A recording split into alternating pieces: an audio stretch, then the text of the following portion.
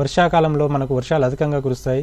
విత్తనం వేసిన తర్వాత కొంచెం మొలకెత్తిన తర్వాత అధిక వర్షాలు కురిసినట్లయితే నేలలో నీరు నిలిచినట్లయితే ఆ మురుగునీరు మొక్కను వెంటనే చనిపోయే అవకాశం ఉంటుంది. కాబట్టి మురుగునీటిని వెంటనే తీసివేయాలనే సలహాలను సూచనలు ఇవ్వడం జరుగుతుంది.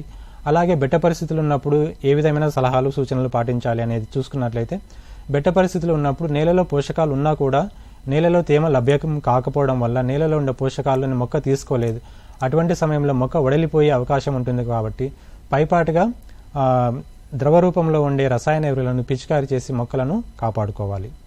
ఈ విధంగా వరి పంట, మొక్కజొన్న, వివిధ ఆహార పంటలు, అలాగే హార్టికల్చర్ క్రాప్స్, పండ్లు, పూల తోటల్లో ఏ విధమైన కాయగూరలు మొదలైన పంటల్లో ఏ విధమైన యాజమాన్య పద్ధతులు పాటించాలి, ఏ రకమైన తెగుళ్ళు వచ్చే అవకాశం ఉంది, ఎందుకు ఆ తెగుళ్ళు వస్తాయి, ఆ సమయంలో లేదా ఏ పురుగులు వస్తాయి అనేది కూడా ఇవ్వడం జరుగుతుంది. వాటికి ఏ రకమైన రసాయన మందులను వాడి పిచికారీ చేసుకొని వాటిని నివారించుకోవాలనే విషయాలు కూడా తెలియజేయడం జరుగుతుంది.